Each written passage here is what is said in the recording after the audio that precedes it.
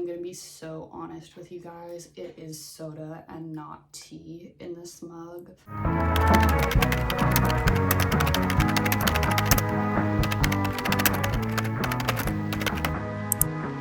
Hi, Alexi here. Welcome back to my channel, where I scream into the void about fandom and continue to inspire the confusion and worry of my friends and family. So a few months ago, I made this really long video about Alchemized by Senlin Yu.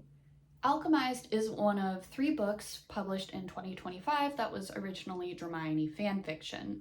Dramione is the pairing of Draco and Hermione from Joanne K. and the Files Rowling's Harry Potter. Something sort of interesting is that 2 of these 3 books, Alchemized and Rose in Chains, have pretty similar sounding plot beats, namely whichever knockoff Death Eater name these authors have chosen have won the war.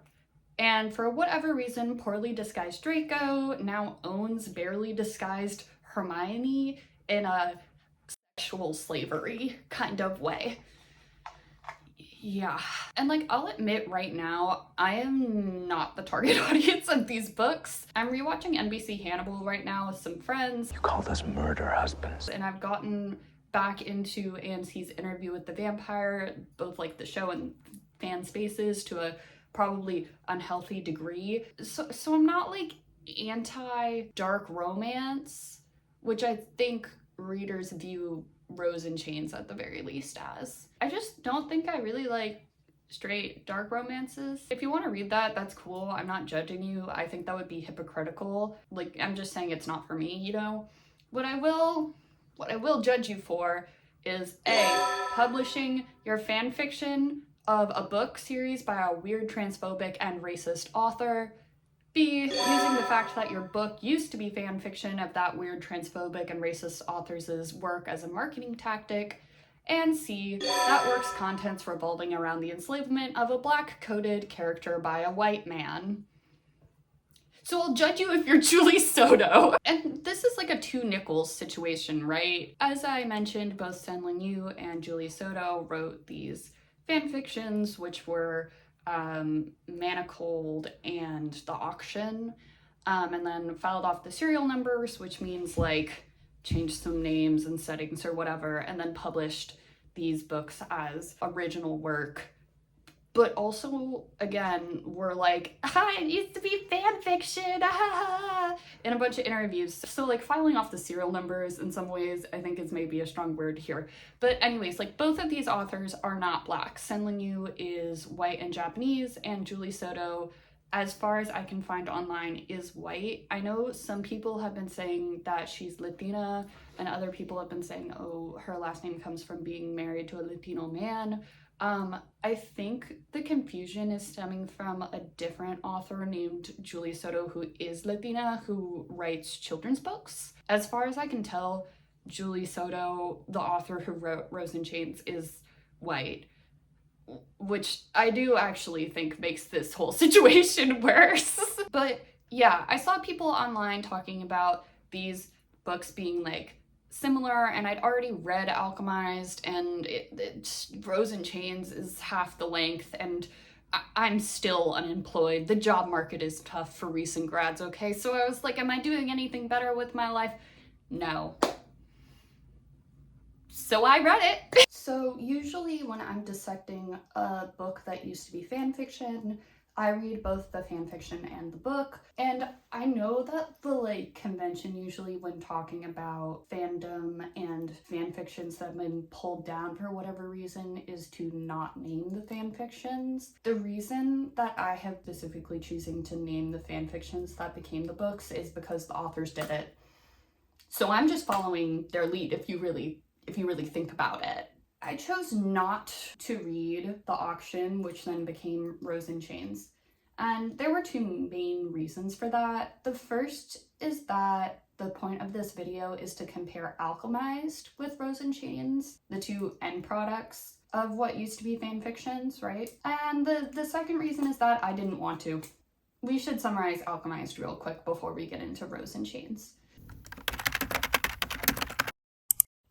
something really important before going into the summary, and that is a massive trigger warning. In the summary, I'm going to be talking about sexual assault of the main character, and then that also comes up sometimes when talking about Rose in Chains, but it's not as central as one would think to the story, so I will just put in timestamps to skip to when it comes to Rose in Chains. Helena, aka Hermione, has lost all her memories of what happened during the war between Palladia and the Undying, which the Undying won. The Undying are called that because they're super into using necromancy, which is forbidden by the main people in charge of Palladia, but again, Undying are super into it. And their leader, Moreau, aka Voldemort, has found a way to prevent his inner circle from aging and dying. It's in the name. Moreau thinks Helena's suppressed memories are important, so he gives her to Cain, aka Draco, as a prisoner to dig around in her head.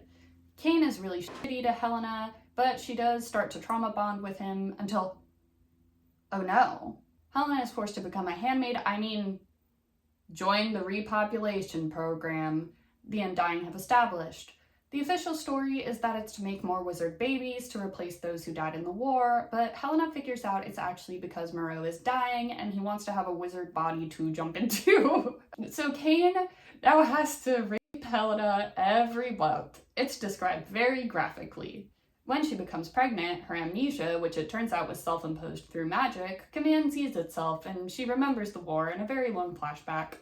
During the war, she basically did a lot of shitty stuff, partially to protect Cain, who was a double agent. Even though he was never particularly nice to her, the two fell in love, whatever. Back in the present, she and Cain plot an escape.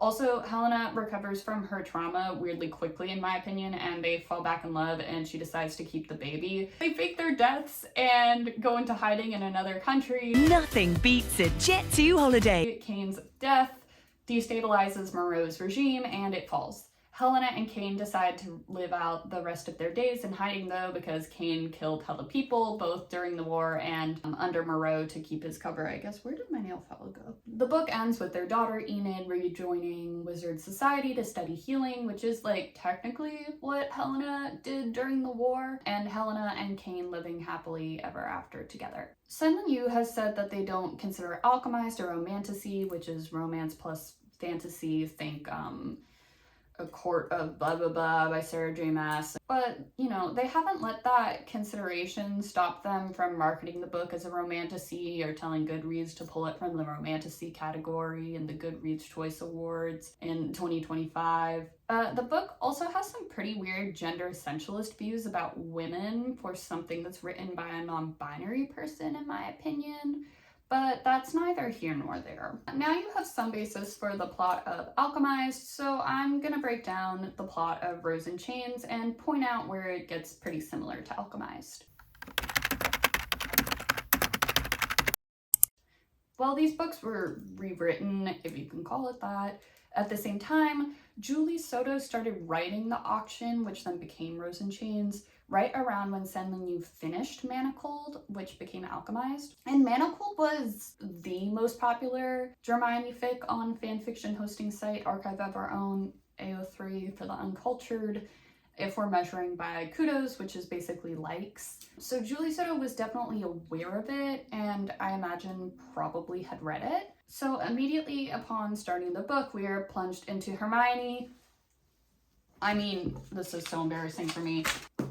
Bryony's side losing the war, specifically her brother Harry. Again, I'm so embarrassed.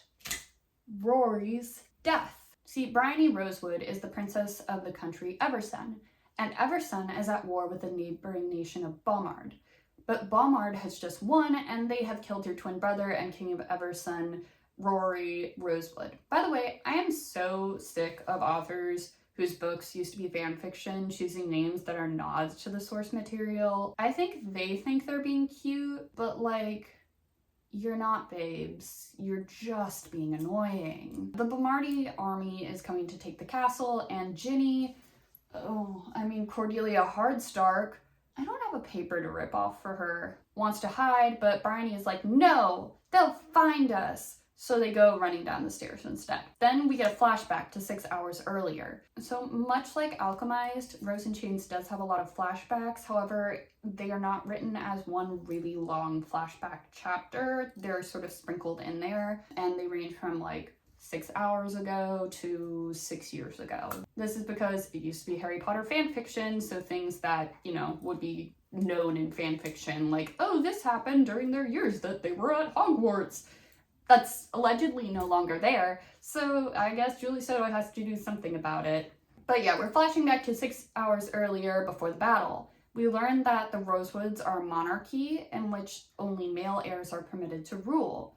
The Rosewoods are also super good at shield magic, which somehow translates into them being predestined to rule. Rory is the first Rosewood to rule during a time of war in 500 years. You know who else was the first to have to lead his nation during wartime in several hundred years? Luke Holdfast, the Harry replacement in Alchemized. The Holdfasts were also considered divinely chosen to rule and operated in an extremely patriarchal society. This similarity is sort of interesting. Both of these books have to manufacture a war, as the fics they're based on hinge on the bad guys, aka the Death Eaters in Harry Potter canon, winning the Second Wizarding War, which is the war Harry and his friends are fighting in the last few books of the series, and win in the actual books. Interestingly, the first Wizarding War in Harry Potter books actually coincided with World War II, I believe. And considering that the books take place in the 90s and wizards tend to live longer than us normies, that war is still very fresh in the minds of British wizard society. So the wars that the bad guys win in Rose in Chains and Alchemized, taking place after a long period of peacetime, doesn't come from the Harry Potter novels. That said, I think that both of these books are just trying to make some changes from the Harry Potter IP so that they have a little bit of plausible deniability if certain parties do decide to sue. So I think this is just a unfortunate consequence of both books having gnawed-off serial numbers. That said, it's gonna go in the spreadsheet. Back to the story, we learn that there's an eclipse that's happening, and the Eversons think that today a prophecy that's allegedly about Rory will come true, and that the prophecy will mean victory against Voldemort. I mean, Veronica Mallow for them. The prophecy goes, when the sun shines at night, he who will bring an end to war on this land shall be victorious. He shall be an heir twice over, and a rightful sovereign over the continent. And listen, maybe I grew up a little too obsessed with Percy Jackson, but I get annoyed when prophecies don't rhyme. I was reading something recently where that was the case, but I don't remember what. Anyways, Ron Weasley, I mean, how embarrassing. Didion Winchester Now I, Sir Didymus, comes in. He's courting Bryony, and he asks if he can wear her pin as a token of her affection into the final battle. But Bryony is not that into Didion, okay? So she's like, actually it's the last thing I have of my mother's. So we know now that Bryony and Rory's mom has clearly been dead for at least a little bit of time. As Didion leaves, she wonders to herself why she didn't want comfortable, safe, kind. This foreshadows that she'll be into Draco, who's kind of a dick. On the prophecy front, this also has some similarity to Alchemized. In Alchemized, Luke's great whatever grandfather won a war by sacrificing a lot, which led to him being rewarded by their main god's soul. In the present, the Eternal Flame believes that if they lose enough, their suffering will purify them, and Luke too will be rewarded by soul, leading them to win the war. However, this prophecy adjacent thing they're going off of is based off of a false story. The great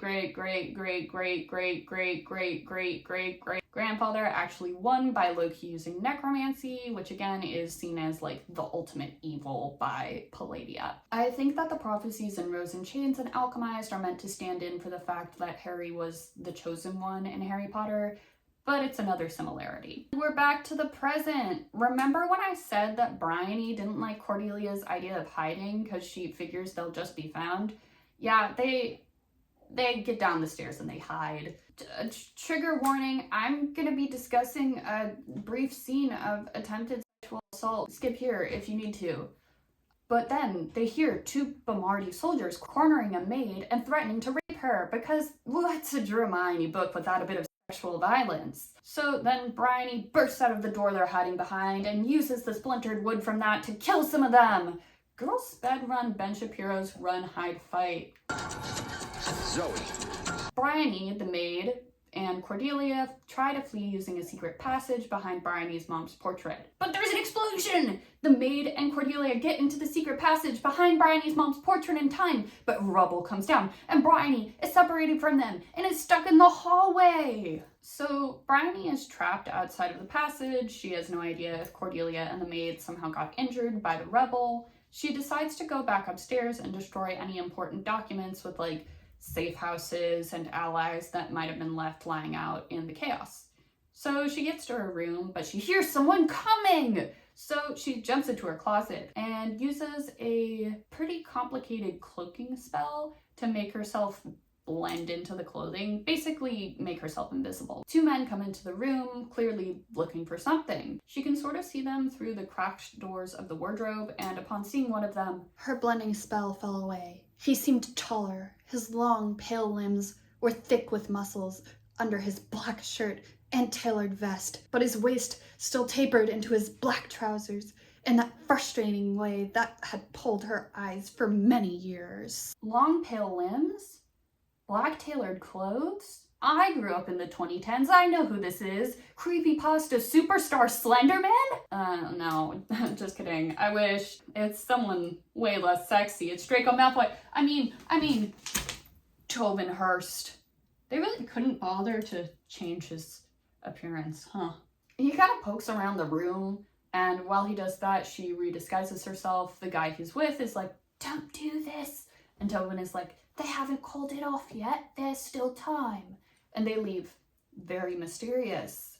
Helena then tries to sneak out, but she opens the closet door and then literally runs into this guy Gaines, who is her classmate Larissa's dad. He was one of the people trying to, trigger warning, rape the maid.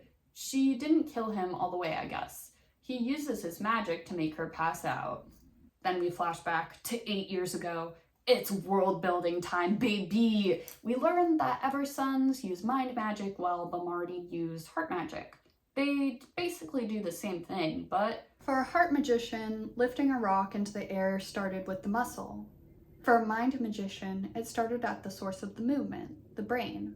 Heart magicians felt a pulsing vein of magic in their chest, while mind magicians felt a thread between the eyes, tying their mind to the outside world.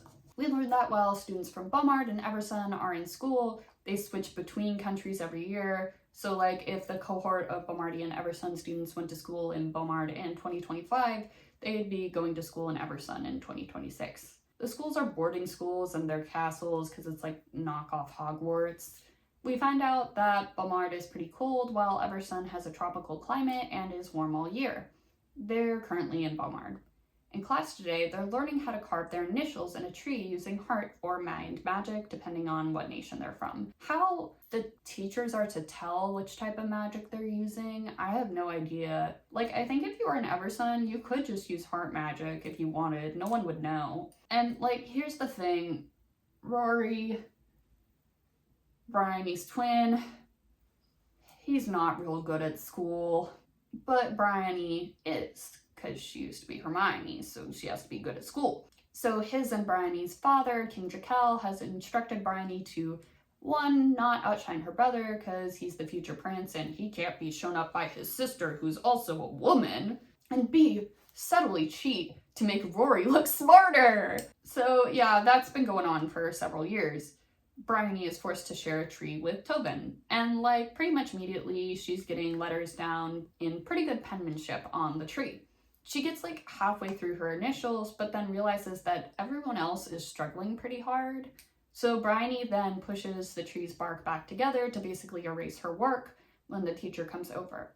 Bryony notices that Rory is struggling, so she basically sends her magic to him, which amplifies his magic, and he immediately gets a perfect R into the tree. But the thing is, Tobin notices all of this. From Bryony carving her initials to erasing them to Rory somehow figuring out how to carve his initials super well right afterwards. He's suspicious. Then they're supposed to try to chop the trees down, which like, What did these trees ever do to you? Also, why would you have a bunch of teenagers chop down trees all right next to each other? Like, I hope the healing magic in this world is good.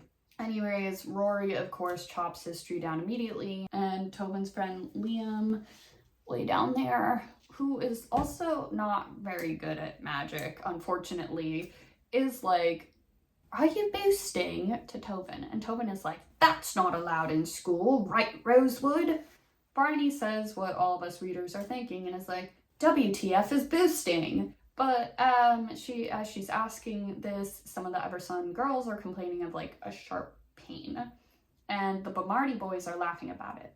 So clearly they're doing something. The teacher comes over and is like, "You know, if y'all are boosting, that would be grounds for expulsion, and it's illegal for Eversuns to do at all." So yeah, the lesson's over, and Bryony asks her friend Luna Lovegood, Katrina Cove, who they also didn't bother to change the appearance of, what boosting is. Now, Katrina's mom was Bomardi and her dad was Eversun. She was raised in Bomard for the first 15 years of her life, but her mom died and she returned to Eversun.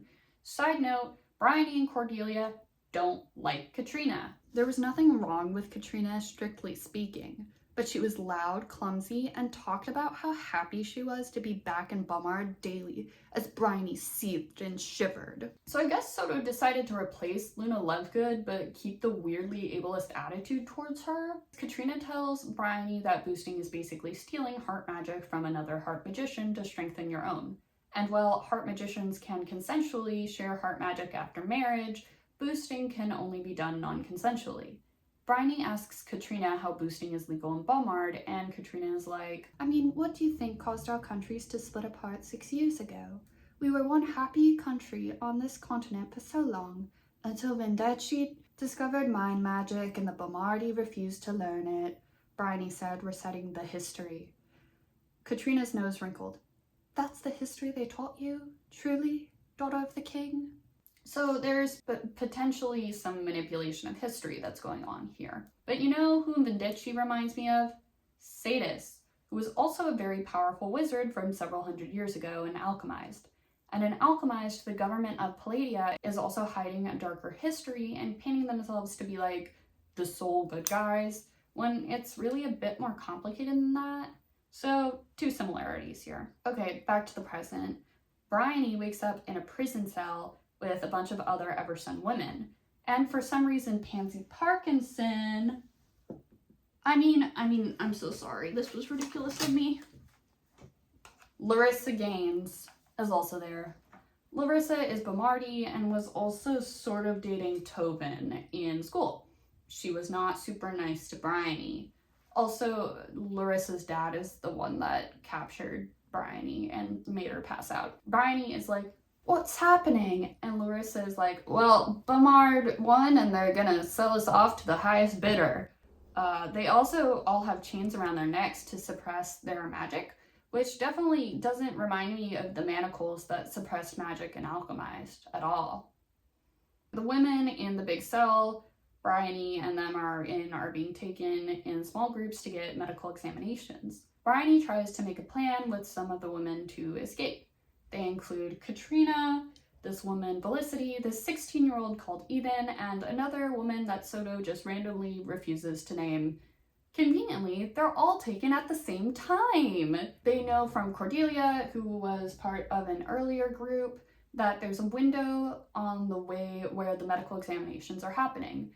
They're taken by Gaines and this guy, Raven, which is spelled like how white people spell Kaylee, by the way. It's Reighven. As they fight their way out near the window, Bryony realizes that she can still use heart magic when she slashes at Gaines.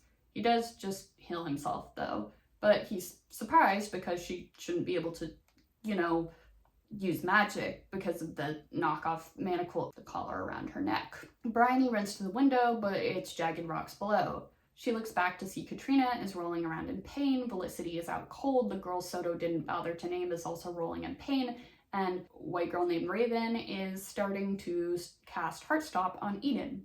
Heartstop is basically the Rose and Chains version of the Killing Curse and was super illegal in Bomard and Eversun before Mallow came to power. Raven does kill Eden. Bryony then tries to cast Heartstop on him, but it doesn't work as she really has to mean it, according to Raven. And I guess seeing him kill a 16-year-old in cold blood just wasn't enough for Bryony. Raven is threatening to kill Katrina. Bryony thinks that she hates Gaines enough to kill him.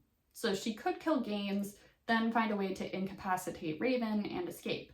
But Raven would absolutely be able to kill Katrina first. And I guess Bryony's desire to not become a murderer via Heartstop outweighs her ableism because she just gives up. Bryony is taken to a separate cell and has some thinking time. She remembers Bomardi boys using the threat of, buying Eversun women as a way to bully them in school, and a specific incident when one of Tobin's friends, probably this group, somebody from this group down here, used that threat to get a rise out of Didion. Now I, Sir Didymus. He and Didion had started a fight, but then Tovin rushed in, pushed Didion out of the way, and choked the guy who made those threats out.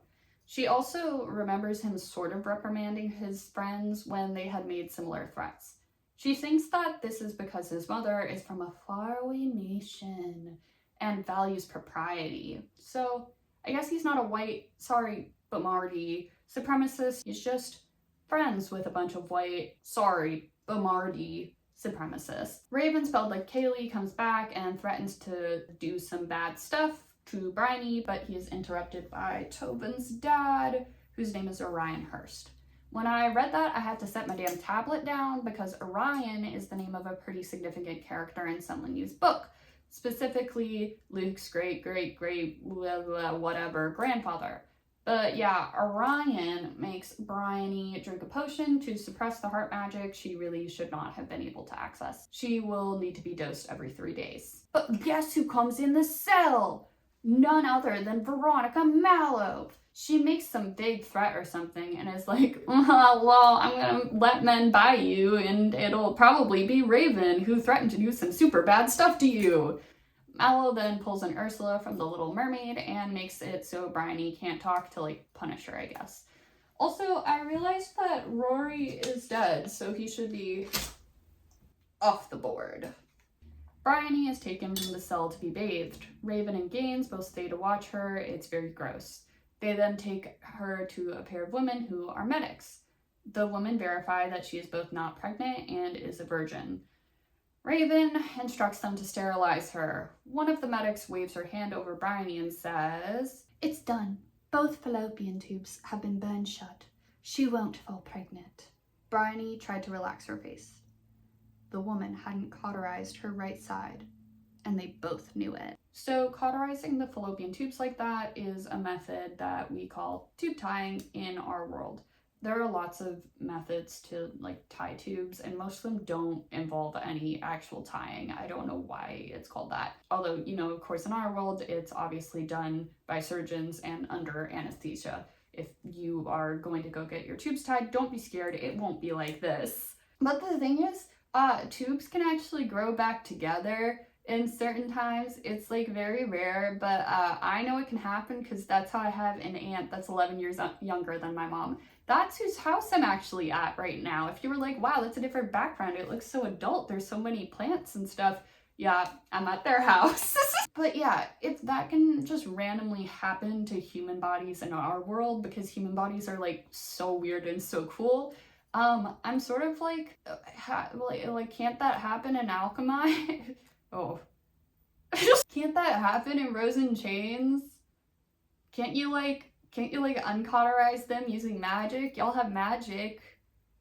Why is it so permanent? All this makes Bryony realize that there are Bomardi willing to help, and after being brought back to the prison cell, she tells the others that they are not alone by spelling it out using perfectly good grapes. So now these grapes that they could have eaten are all over the dirty floor of the cell. Also, yeah, I forgot to mention that they fully have food and water in this cell. It's like a golden corral up in there. Everyone can agree on the new power lunch at Golden Corral. Flashback to 7.5 years ago. Bryony is greeting people at a state dinner to celebrate the winter solstice. Where did my thing go? She has to bow to the people she's greeting, and she's not into bowing to the Bomardi because they're all racist dicks to her. The Hearsts bring a newcomer, Veronica Mallow, which is confusing to the Rosewoods because she's not high up politically. Bryony's friend Sammy Mears, down there, jokingly flirts with her and asks her for the first dance, which I guess is a pretty big deal at this thing. But they have more of like a sibling relationship, so he's not being super serious. I like skimmed through the fic a little bit to try to figure out which pictures I should pick for which people, and I'm pretty sure he's taking the place of like Fred and George, who were Ron's brothers and were like kind of little tricksters. They ran a joke shop. I don't remember if one or both of them die though, guys. I know at least one does.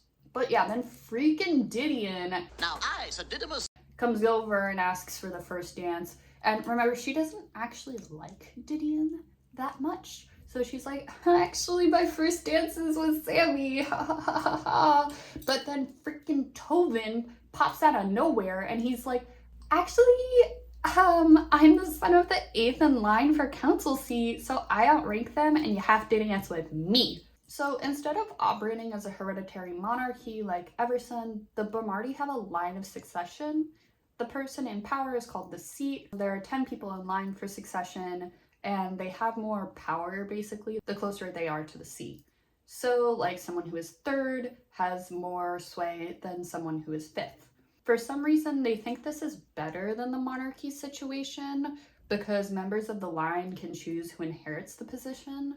So, like, I could choose my closest advisor to succeed me if I was in the line. But mostly, they just choose their kids, so I'm not really sure how different it actually is. That said, women can be members of the line, while women can't be rulers in Everson. Anyways, a bunch of the other Bomardi boys are like, okay, well, I'm gonna steal her from Tovin because I'm 3rd or whatever, and are creepy towards her. Bryony finally gets away and runs into Mallow, who is lurking in the shadows. Mallow is like, if we were really 2 realms at peace, why must we hand over women as collateral? So, like, probably you're reading that and you're like, okay, let her cook. But then Mallow continues. Or young people, for that matter. Bryony narrowed her eyes at her. Collateral? You mean the alternating school years? Turning her dark gaze on Bryony, Mallow replied, why, yes, of course. For what possible reason would we school our young people together, if not in an eternal promise not to harm them? Mallow tilted her head at her. Promises are only words, after all. They can be broken. Back in the present, Bryony is brought back to the big cell. She still can't talk. She realizes that the 5th woman that was with her was missing and might have actually escaped. Canning Trout, I'm sorry, this really is the best photo I can find of this guy, who was friends with Tovin in school and is particularly shitty, comes in and is like, trigger warning, I'm gonna discuss sexual assault again, so skip to this time stamp. Canning is like, I have a potion to test out that will make women give sacro magic unwillingly. Non-virgins come with me. Sacral magic is sex magic that works similarly to like when people who are married combine heart magic. Like it makes their magic more powerful, but it can only be done consensually. So Canning is experimenting with a way to get around that consent part of sacral magic. The women that went with him come back visibly shaken, so it's something rapey. So the group in the prison are hoping that the Bomardi women on the seat will find the whole situation distasteful and will like save them from being in slavery. Unfortunately, this is not the case. Bryony is taken to a room where all of the Bomardi leaders are chilling, which includes the women. She is then placed on a platform where a man described as an appraiser appraises her. I see here that her medical bill is clean. The older man, the appraiser, glanced at Bryony quickly as if he'd rather not see her face, see her soul. He twitched his fingers and a measuring tape jumped out of his bag.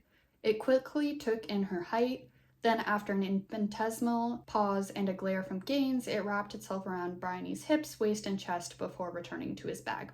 He then grades her a 5 out of 5, I'm not kidding here, and estimates her to be worth 30,000 gold. which is a lot, I guess. And if you're like, hey, this feels really similar to how Black enslaved people were assessed before being sold in the United States, that's because it is. So I'm going to be reading a first-hand account of a slave auction preparation in the United States now. The account follows similar themes, but is about the real-life sale of actual Black people in the United States. Specifically, the account is a newspaper article written March 9th, 1859, about the Weeping Time, also known as the Great Slave Auction, which was one of the largest sales of enslaved people in the United States. The Weeping Time took place March 2nd through 3rd at the Ten Brook Racecourse in Savannah, Georgia. Pierce Meese Butler sold 429 enslaved people in that 2-day period.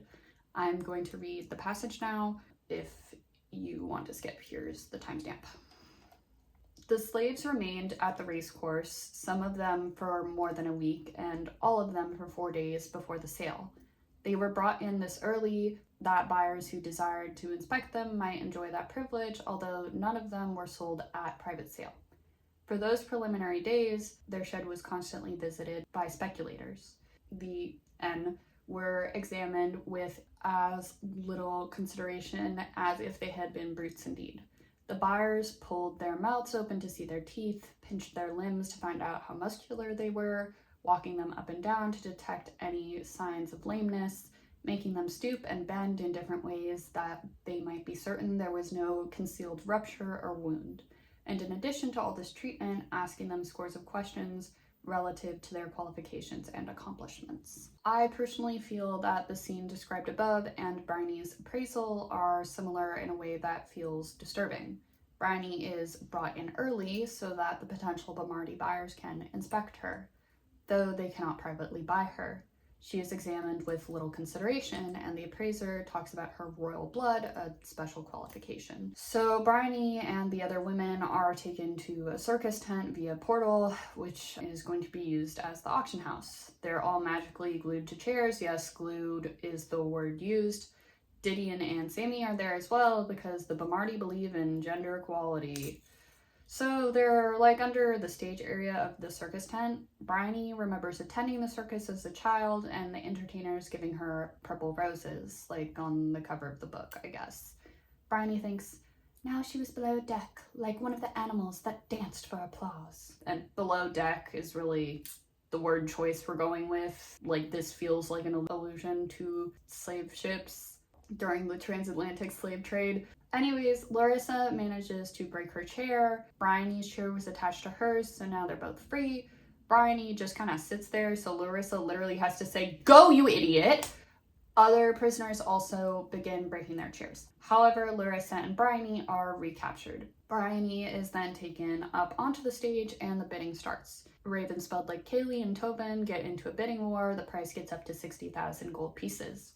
But Raven does win. His name appears on her skin as a tattoo, and it's described as burning. Being branded also feels pretty close to the actual experience of enslaved Black people under American chattel slavery.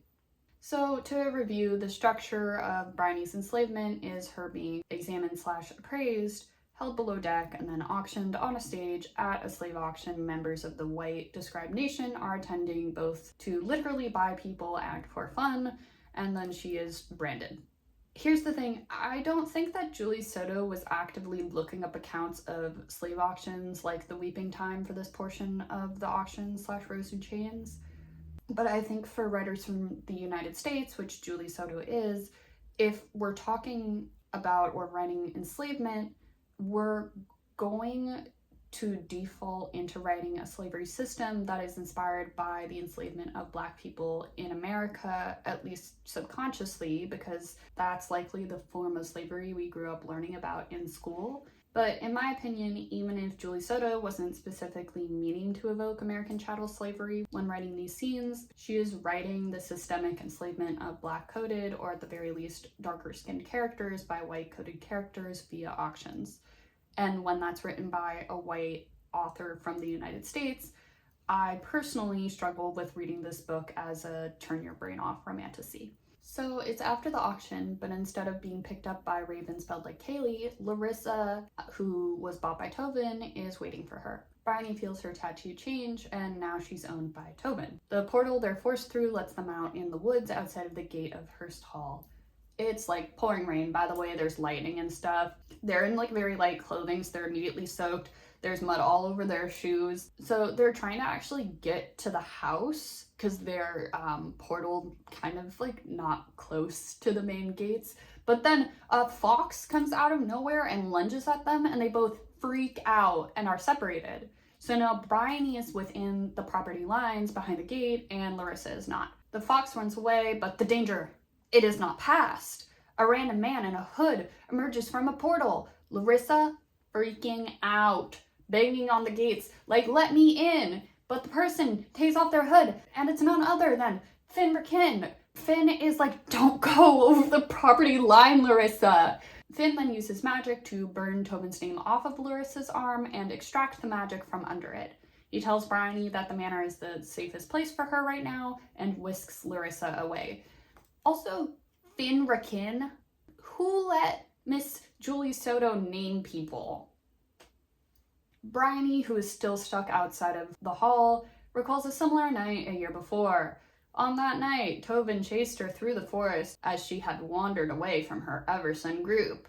This was during the war, but before Bomard won. He wasn't able to capture her because he was worn out from performing Heartstop 4 times in a row. This was previously unheard of, as that's a really taxing spell. Sort of like how an alchemist can kill a bunch of people at once as well, for a mysterious reason. They both have the Sims Extreme Violence mod installed on them or something, okay? But there's another similarity. Bryony then decides to try and escape, but Tobin comes out of nowhere and is like, I wouldn't do that. The tattoo won't let you leave the property. She has no reason to believe him, so she tries to run, but she basically gets like you know those electric fences for dogs on property lines where you can't actually see them, but like the dog has a shock collar, so if they go over the property line, they get like shocked a little bit. It's like that, but like way worse. And she passes out again. Can I just point out that Bryony also passes out a lot in the stand book? Like, it's kind of annoying. Anyways, Bryony's like feverishly sick, but occasionally conscious of Tobin taking care of her. And when she finally wakes up, more healed or whatever, Narcissa Malfoy, Serena Hurst, is there and gives her voice back, which is good, I guess. Then she's like, rest. And I was like, Armand, Interview with the Vampire, is that you? Rest. And then she passes out again. So eventually Bryony wakes up, but she's locked in her room.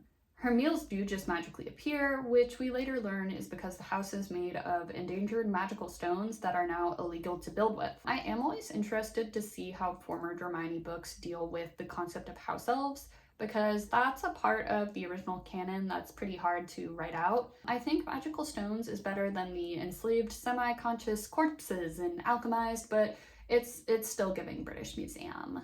Bryony is eventually let out, but it's because Mallow is there to see her. She's like, oh, Tobin, have you bonded with your golden heartspring yet? And Tobin is like, no, I've been busy. Totally believable, Tobin. Real smooth. Also, Heartspring just is someone you're boosting from, basically, and Bryony is a golden Heartspring because she's a rosewood, so she's extra powerful. We also learn from Mallow that Tobin made a deal with Raven spelled like Kaylee after the auction, which is how he ended up buying Bryony from him, I guess. That's never super clear. Mallow is there to ask Bryony where her cousin Finola, who managed to escape, might be.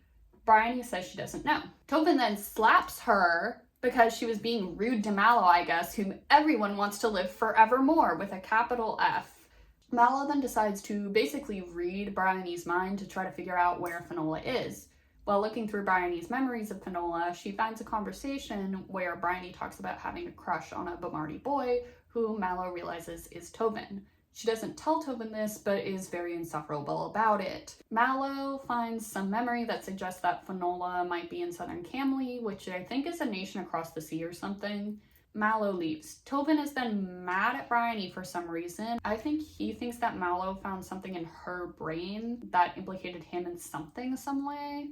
But, another alchemized similarity here is the replacement Hermione's mind being read by the replacement Voldemort characters and it being painful, as well as there being a threat of continued mind reading.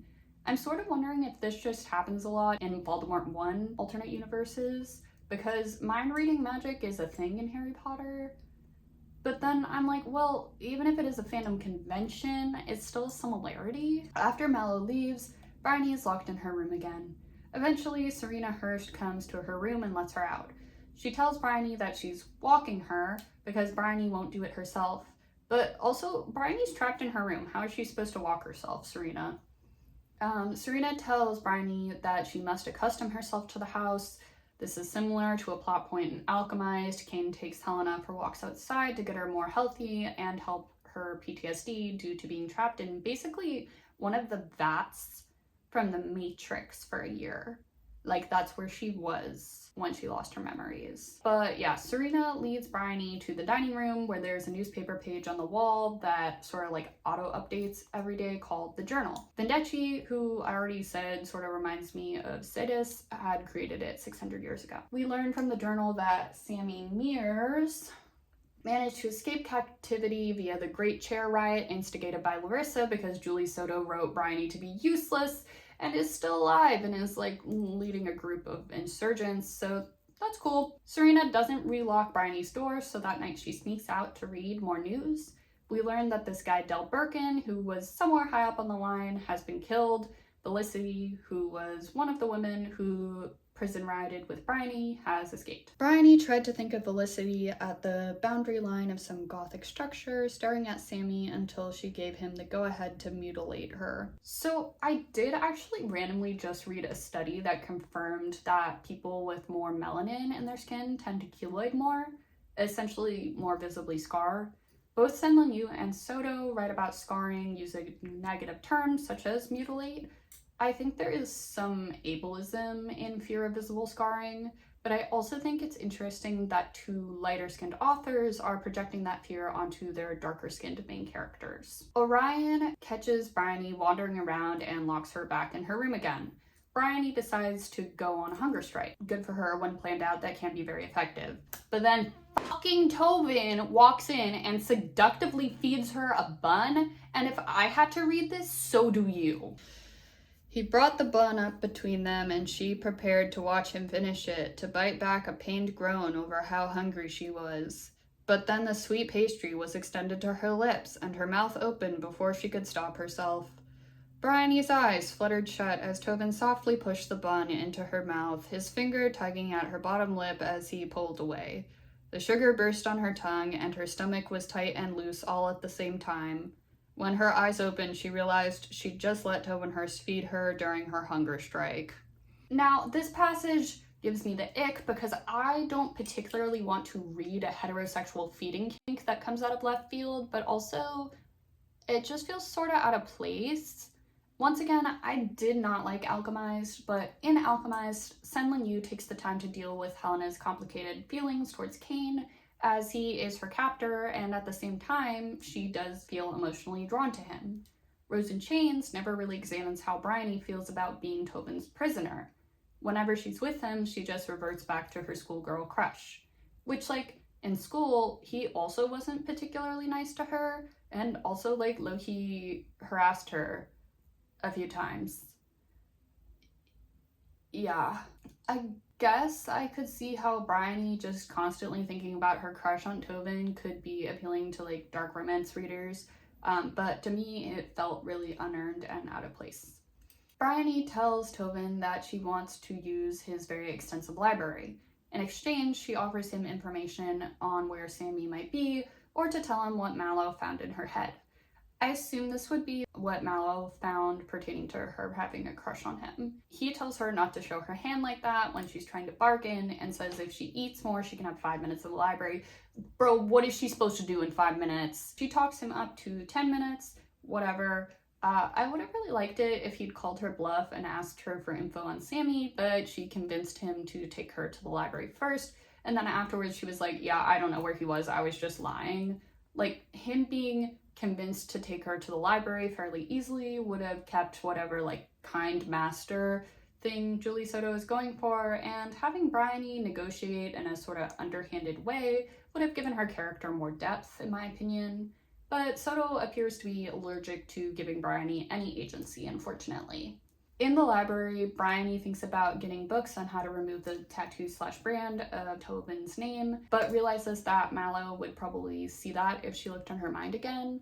So instead, she decides to get a book on creating mind barriers, something her cousin Finola had already taught her the basics of. If she becomes better at building mind barriers, she'll be able to protect her memories from Mallow better. Bryony stays up all night reading, and then the next morning, that fox wolf thing from the forest jumps through her window and fucking attacks her? It, like, bites her neck? Like, what? Bryony is in hella pain from the fox bite, but Tobin doesn't seem to be too bothered by the whole situation. As he's healing Bryony, he explains that the fox is Vesper, whom Tobin is negotiating with to become his familiar.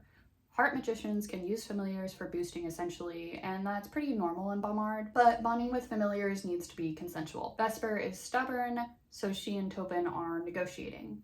Also, I need you all to know that Raven, spelled like Kaylee's familiar, is a raven, which, like, I guess if your name is Raven spelled like Kaylee, what other familiar are you gonna have? Vesper is apparently jealous of Bryony. If Tobin did bond with Bryony as his heartspring, he wouldn't need Vesper anymore. Female magical animals being jealous of Bryony's access to men happens multiple times in this book, and it's kind of weird and stupid. After healing Bryony, Tobin realizes that she smuggled a book on mind magic out of the library in a dust jacket of a book about farming. So he takes her to a meditation chamber in the house, and Bryony is like, someone at Hurst Hall used a meditation chamber. Someone at Hurst Hall practiced mind magic, though it had been outlawed in Baumard for 5 years. Like, girl, first of all, the house is made out of illegal stonework, so it's old. So, like, probably the chamber is from more than 5 years ago. Second, isn't Mallow using mind magic to read your mind? Tobin is about to close her into the meditation chamber, but she freaks out. I guess she's claustrophobic now, so he takes her back to her room. This is also similar to Alchemized. Helena sometimes gets scared of spaces where she can't see the ceiling due to that Matrix Vat PTSD, and clings to Kane for comfort. I'm not super clear why Bryony has this intense of a response to the meditation chamber in Rose and Chains, but I'm not claustrophobic. The next morning, Bryony finds a note that Serena wrote. The Hursts have gone away due to an emergency. Tobin has been injured in a battle. Bryony is like, the Hursts are good people. They left me a note. And, like, girl, whatever you need to do to rationalize, I guess. But it turns out that Finola had been killed in the rebel skirmish. The same one that injured Tobin.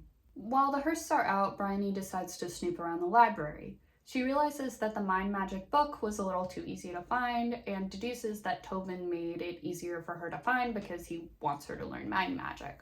So her learning mind barrier magic wasn't even her own idea. She has no original ideas, actually. Why did Julie Soto write such a boring character? Who is to say? Tobin finally comes back. It also randomly comes up that Mallow is rumored to have a familiar that is a dragon, which I guess is apparently a big deal. Tobin is describing his injuries to Bryony, and she starts to feel bad for him because they're sounding pretty cat's eye coded. They're sounding pretty gnarly.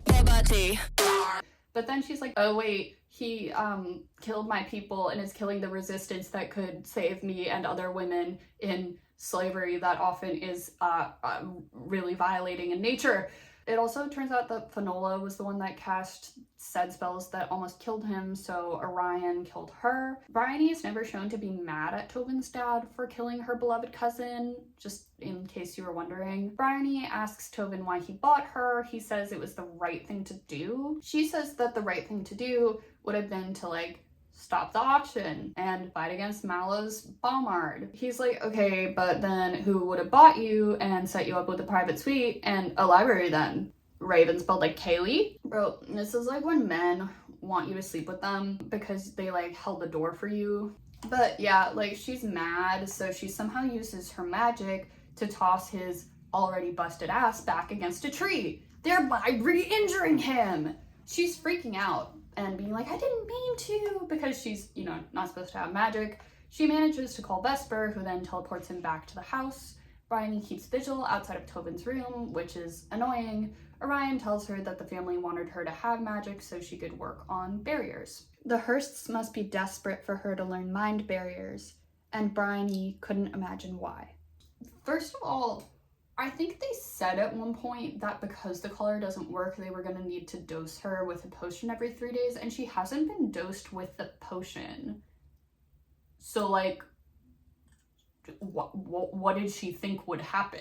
Second of all, the Hearst treatment of Bryony is weird and infantilizing, and this treatment of her also feels very rooted in racism. In analyzing German philosopher George W.F. Hegel, prolific African-American studies scholar Manning Marable wrote that Hegel suggested that, ideally, the slave was the mindless force lumbering through the material world, whereas the master was the intellect, the mind of the slave. According to the Hearsts, it is not necessary for Bryony, the enslaved person, to know why those enslaving her want her to learn mind barriers, as the Hearsts can serve as the intellect, gently guiding her in the correct direction. The white slave owners know what's better for the black enslaved woman than she does. She doesn't need this information. They'll handle it for her. So Bryony takes a break from sitting outside of Tobin's room and is walking around feeling sorry for herself. But then she notices the date on the journal page, and it's Tobin's birthday! How does she know his birthday? Once again, who is to say? Bryony decides to go to Tobin's room to ask why she has her magic, but for some reason Finn Rakin is there. Bryony remembers that Finn didn't say misogynistic and racist stuff in school because his mom was from Everson. Mind you, he didn't ever tell his friends to shut the fuck up, which Tobin actually did. But I guess we still have to praise him for some reason for not joining in on the misogyny and racism, which, like, glazing Finn feels, a little weird. So Bryony just leaves, but is like, happy birthday to Tobin before she does. She then decides to take a shower.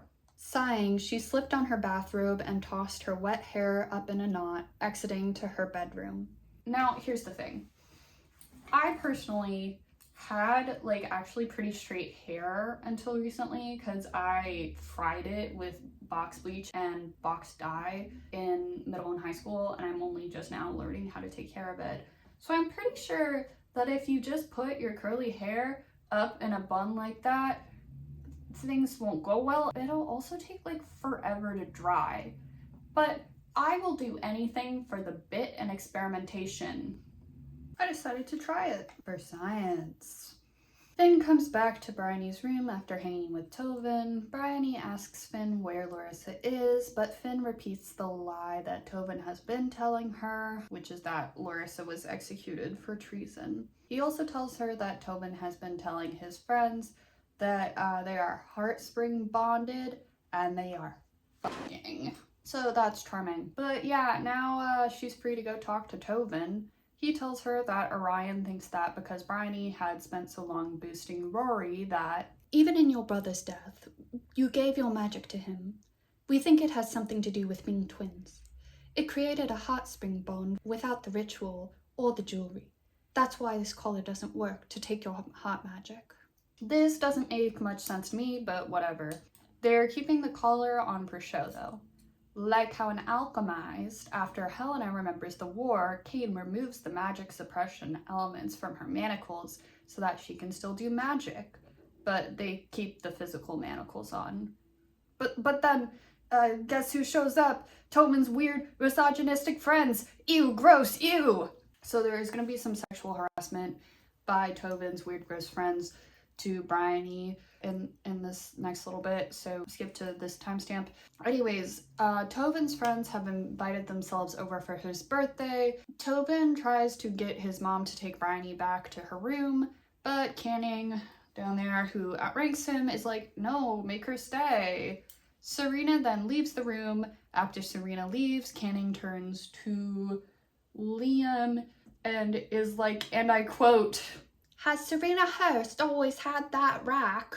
You're saying that in front of her son? Oh my god. And all Tobin does is tilts his head coldly. And like, bro, you can't even defend your damn mom to Canning? We find out that Tobin has told the boys that Bryony had the pox, which is why she couldn't go to something called the Rebels. Now that she's better, Canning basically demands that Tobin take her to them. They happen weekly. We also learn that the elixir Canning invented is in pretty wide use, especially at these revels. Canning then starts being creepy towards Bryony, constantly interrupting anyone, trying to make normal fucking conversation by being like, oh, are you and Bryony having sex, Tobin? And do you want some non-consensual horniness elixir, Tobin? Bryony thinks she'd never been so aware of how special her circumstances were until that moment. It wasn't just that her friends were being drained of their magic. Some of them were being raped if Canning's elixir was being used, and all living in the waters only knew what kind of conditions. Do people like Bryony as a character? Because to me, Soto wrote her to be very obtuse and self-absorbed. Like, she has been like, maybe I should think of an escape plan. Nah, multiple times now. Hasn't actually thought much about what her captive friends are going through, and mostly just spends her time thinking about Tobin. Julie Soto right her to have any thought beyond this bare minimum white boy of the week, Jesus Christ. Anyway, Tobin's new idea is to put a whiskey glass in Bryony's hands, then sort of jostles her to make it look like she spilled it. He then pretends to get mad and is like, your dress is all wet and you spilled my expensive whiskey. Go change so I don't have to look at you. Which, like, wasn't a bad plan, I guess? Unfortunately, Canning has a different idea that Tobin should make Bryony strip out of the dress in front of them. Once again, Tobin tells her to do as Canning says because he's a beta male. Greet the beta. Hey! But he holds her against his chest, so it's only her back that's exposed, I guess. She's also still wearing a bra and underwear.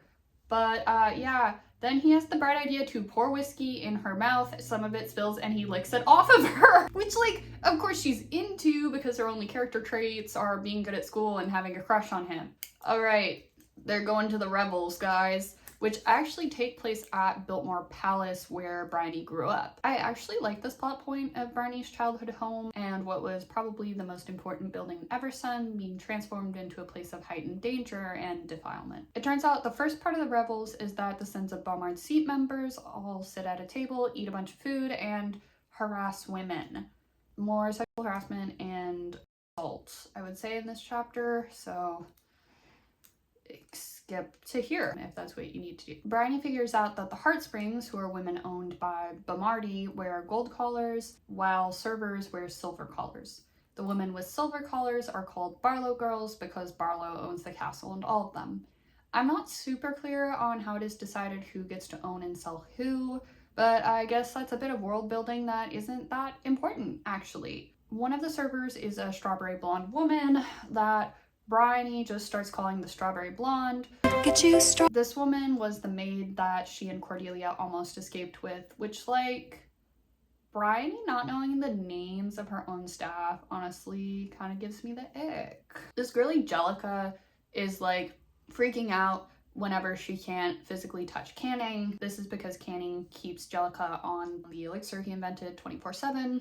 In Alchemized, Helena is at one point given tablets that make her horny without her consent to make the experience of Cain raping her easier. I'm putting that in air quotes because that scene is also described in a lot of detail and is quite upsetting. But both the elixir and the tablets have similar effects. The person it's given to craves physical and sexual contact, so that's another similarity to Alchemized. Tobin once again tells the boys that he doesn't need the elixir with Bryony. The boys speculate on her being fiery in bed, but also say she only needs to lay on her back, both of which are because she's an Eversun. Both of these statements are pretty aligned with stereotypes about POC women in real life, which is pretty uncomfy.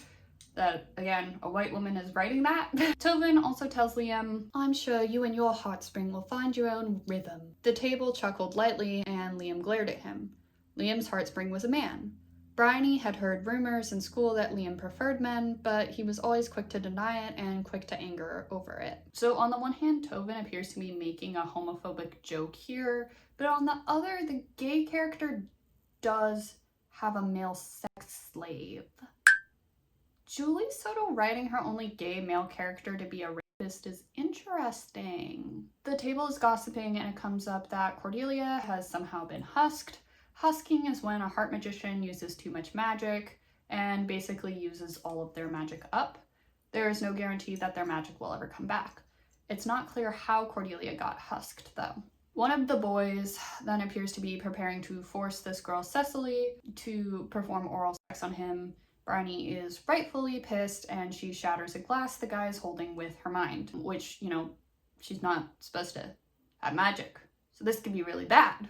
But luckily, this conflict is handled right away at the beginning of the next chapter because Tobin is like, yeah, you got too excited there. So then the boys end up making the Heartsprings go clean up the glass. So they're all under the table cleaning and Cecily is clearly having a panic attack. All of the women then end up holding arms, like linking arms basically, to comfort each other. Dinner is now over, so they go to the castle's amphitheater, which used to host lectures and plays. We find out that the main part of the rebels is actually the Bomardi basically sparring each other magically using their Eversons as magic battery packs, essentially. Whoever taps out first wins, and tapping out first often depends on like weighing the risk of husking their Heartsprings, which is how Cordelia got husked. This lady Alana, who's a Barlow girl, but is also kind of like the hostess of everything, is walking around and offers Bryony some grapes, which have become a code for like the resistance. So I guess we trust Alana. Flashback to 5 years ago. Mallow is the main seat now, as the previous seat had been assassinated.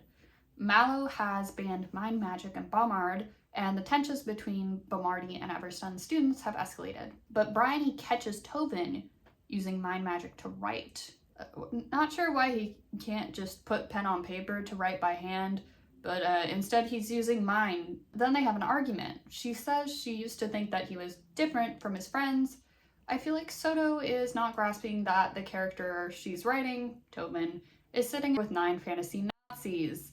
There are 10 fantasy Nazis at this fucking table. Tobin then says that Rory will be killed and Bryony's body will be dragged through the streets when Mallow has her way, and then he's like, And what a fine body it is. This happens a fair amount where a lot of Tobin's flirting is just him objectifying her.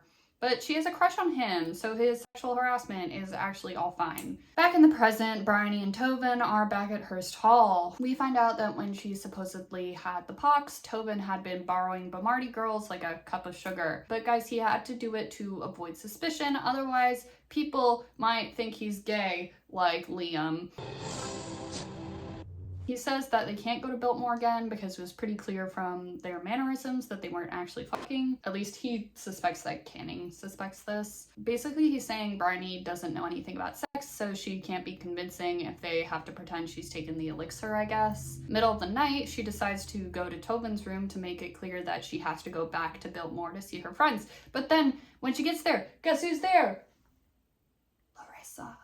Larissa is there to teach Bryony how to make it seem like she's having sex with Tobin. In exchange, Bryony is supposed to teach Larissa mind magic and transmogrification so that she can disguise herself as someone else and hide in plain sight so that she can also go to Biltmore. We know that Bryony wants to keep going to Biltmore despite the risks so that she can keep seeing her friends, but it's not super clear why Larissa is so desperate to go.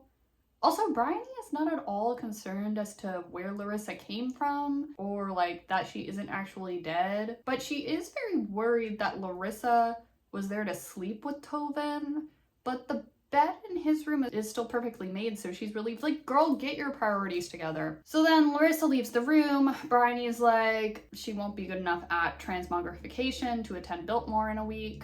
Tobin says, we'll cross that bridge when we come to it. And like, bro, that bridge is in a week. You should probably have a plan B now. Tobin tells Bryony that there are aspects of sex that she doesn't understand because she lacks experience. Bryony lies and says she's had non-penis and vagina sex, which I'm gonna abbreviate to POV now, but she's had non-PIV sex a lot, actually. Also, non-PIV doesn't count as losing your virginity according to the virginity spell, which feels both convenient and heteronormative. Tobin is like, this is giving my boyfriend that lives in Canada vibes. Show me your memories of when you've done it, you know? And then she's like, well, why don't you show me your memories? The Uno reverse here Bryony pulls almost made me respect her, but then Tobin is like, do you want me to show you how to suck me off, Rosewood? Yes, she breathed, which made me lose that respect very quickly. And then they make out in his mindscape. It's very confusing. Then she accidentally ends up in a memory of him having some super special fun time by himself, and he says her name as he arrives. So I guess he's into her as well, but then they come back to real life and he runs away from his own room. He runs away. So then the next day we find out that Tobin has actually gotten the elixir banned at Biltmore. The Bomardi are holding the Princess of Southern Camley, Juliana, captive to incentivize Southern Camley to ally with them. But yeah, Tobin let it slip to Mallow that Juliana had witnessed some pretty vulgar things at the revels, which then made Mallow mad, so she ordered the elixir banned. Bryony thinks Tobin had found a way to get one over on Canning, just as she told him he should. Which, like, yeah, but it was all at the expense of a kidnapped 18-year-old. Soto has written Bryony to be so self-absorbed. I think that's accidental.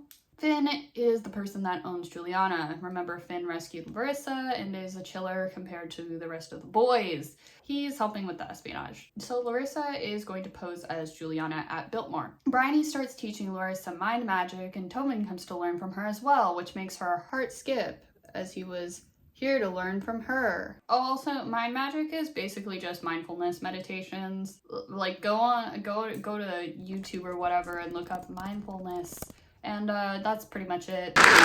So then after that, Tobin decides that he has to describe how he and Bryony would have sex so that they can keep their story straight at Biltmore. Emphasis on straight. I guess this is supposed to be building romantic tension. Tobin says his mom wants them all to go to dinner.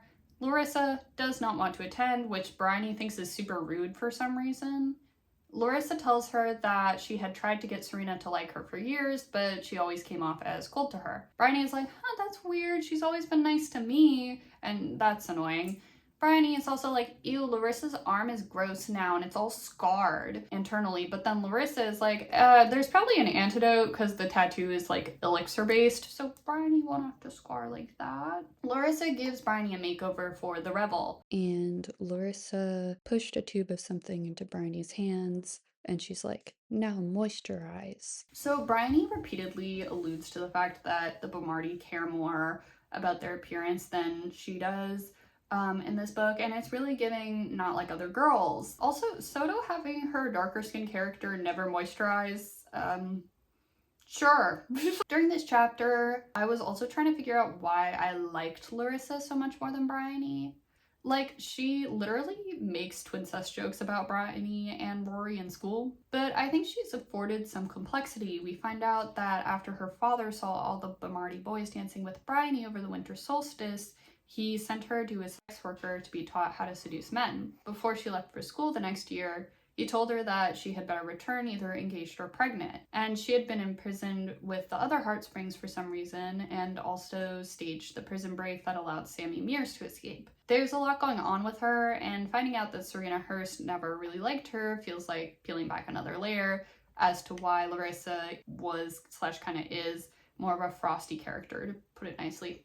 And I think it's interesting that Soto wrote one of the leading white women in the book to be more nuanced and have more agency than the literal FMC, who is darker skinned. And also, one of the reviews I read said that there was a sapphic character in this book, but she gets killed off. And I really thought that sapphic character was going to be Larissa. I think a lot of her behavior towards Bryony, such as being super jealous of her, being unkind to her in school, all that would make more sense if she had a crush on Bryony. Like, she wasn't jealous because Tobin had feelings for Bryony instead of her, but instead because Bryony clearly had feelings for Tobin. But I fear this is not the case. So they go to another revel. Larissa is unfortunately not good enough at transmogrification to attend, so it's just Tobin and Bryony again. At the amphitheater, the strawberry blonde maid pretends not to know Bryony, then randomly kisses her. And the strawberry blonde woman took that opportunity to lick her lips, reaching forward for Bryony's neck and pull her mouth to hers. Bryony's brows shot up, eyes wide open. The girl's mouth moved over hers, her hands sliding around Bryony's neck as she pulled their bodies together over Tobin's lap. Bryony couldn't move with the shock of it. What was this? The woman brushed her fingers around Bryony's neck and let her tongue slide out, tasting Bryony's lips. The woman pulled back, smiling brilliantly. "Delicious," she said. "I'd love to taste more of her sometime, Master Tobin." Bryony's cheeks flushed bright red as the room came back to her. Liam's drink had frozen on the way to his lips, and Tobin was wound tight like a spring between them, his eyes hardening. The woman giggled again, and then slid back to sit on Liam's lap as if she'd never been speaking with them at all. Bryony pressed her fingers to her mouth, trying to make sense of the last minute. "I think you should let them taste each other, Tobin," Lauren said from one seat farther away. And I read that whole scene because it feels incredibly fetishizing. Like, I get that that's probably the point, and the Strawberry Blonde was actually using making out with Bryony as a ruse to push a note under her collar, but for me, when there aren't any other sapphic characters in this book, this scene feels like it's leaning into old tropes instead of subverting them. The note says, "No dragon, don't worry," the W is capitalized, and worry is what Rory called Bryony as a kid. The only people that knew that were her, Cordelia, Didion, and Sammy. So one of them had to have written the note for her. Tobin is mad about the Strawberry Blonde situation. He says he didn't kiss Bryony because it was too intimate. Not sure why Tobin is mad at Bryony because she didn't consent, but he's mad at Bryony. Bryony thinks that Strawberry Blonde got the note from Ilana since Ilana appears to have more contact with the outside world. Bryony wants to keep going to Biltmore, so she says she and Tobin should practice interacting by having dinner together. He says, "It's a date," and she's like, "A date? Like with romance? Surely not." Which, like, to be so honest, I don't hate that trope, but once again, girl, we have bigger things to worry about. But maybe she conveniently forgot about the sexual enslavement of her friends again. She decides that they have to practice physical touch, even though he's clearly physically repulsed by her words not his. She then tries to practice making out with Tobin, but he pushes her off of him and she gets mad. So I guess nobody gets to consent here, huh? Bryony goes to the next revel with a note in her collar that says "Safe Bryony." This is what Rory called her when he couldn't pronounce her name. That night, instead of the entertainment being magic WWE matches, it's the Strawberry Blonde woman being executed for treason with a cannon, along with her brother. So I guess this is the sapphic character that gets killed. The execution is not related to her passing that note to Bryony, as otherwise she thinks they would probably stop doing the revels. Bryony thinks they were servants, non-magical. They had no business getting involved in any of this horror. And yet, this was the woman who'd grasped her hand under the table with glass digging into her knees. A woman who had risked everything to get that note to her. First of all, are all of the servants non-magical? Because that's kind of dark that people without magic are all relegated to the working class in that way. Second of all, of course she has business getting involved in any of this horror. She's basically being kept as an auxiliary sex slave at Biltmore. This is such a weird take, oh my god. But yeah, Bryony's freaking out over the execution. Tobin tells her to think of her mind as a library. Find an empty shelf for this moment. So somehow the book dissociating thing gives her temporary amnesia and makes her forget about Ilana and the note under her collar. But luckily she trips in front of Ilana and Ilana manages to get the note anyways. Using mind magic to intentionally suppress memories is a main theme of Alchemized. Helena constructs complex mind barriers to give herself amnesia so that if her mind is examined, the Undying won't realize that Kane was a double agent during the war. So not necessarily the same situation, but still pretty similar. When Bryony and Tobin get back home, she's like, they'll pay for what they did.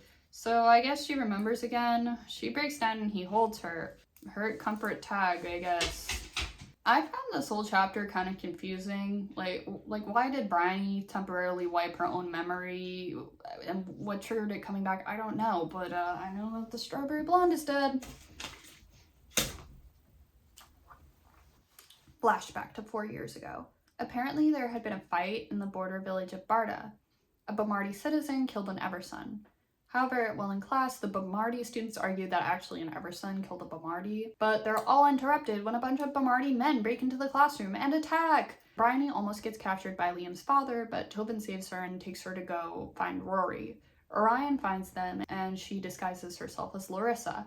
Orion knows that she's disguised, but pretends he doesn't and gives them some advice on how to escape. She finds out from Orion that her father has been killed. I think the conflicting stories surrounding if Bomard killed an Everson or vice versa are perhaps meant to allude to something Katrina said in an earlier flashback, that the Eversons had perhaps been taught a history about Bomard that was biased. But Soto has not bothered to allude to this fact in any other flashbacks or even in the present.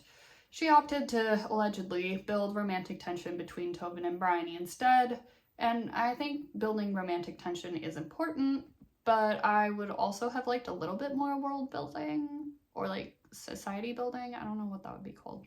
I actually had the complaint in Alchemized that the good side, the eternal flame, was too complicated. Whenever I say that, I feel like I'm falling into anti-intellectualism reading, but hear me out, okay? To expand on that, Senlin Yu illustrates in the flashback chapters how they're sexist and racist towards Helena and thinks she's going to hell for being a Vivimancer, which is somebody that can manipulate the physical body and life through magic. And also they're torturing people on the DL. And we're never shown how they're better than the bad side in the flashbacks. The Undying are pretty much doing the same thing, minus being anti-Vivimancer. So it doesn't make sense why Helena is choosing to stay with the Eternal Flame.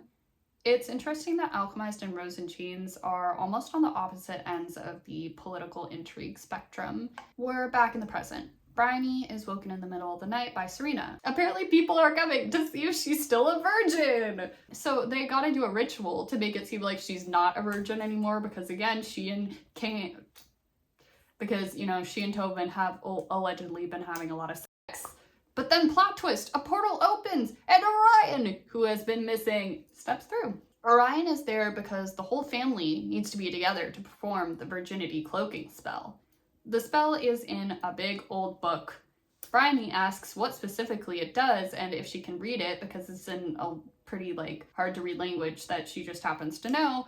And Orion is straight up no, and Serena is don't worry about it. Once again, the White Masters that are the Hearsts are functioning as the intellect and mind of the enslaved black woman Bryony, even though they all know that Bryony is a very talented magician. I would imagine that the spell would actually go easier if Bryony and the Hearsts work together, but I guess that would give Bryony too much agency for Julie Soto's taste. The Hearsts begin the spell. A glowing ball appears over Bryony's stomach, just like the virginity detecting spell at the beginning of the book. The glowing ball is actually literally her virginity, guys. Tobin tells Bryony to hide her virginity in a jar, as it can fetch quite a price on the black market. I think they should sell it, but what do I know? Also, if this book was better, I would think this is somehow a metaphor, but it's not. The Virginity Committee arrives, and it consists of this guy Cole and Raven spelled like Kaylee.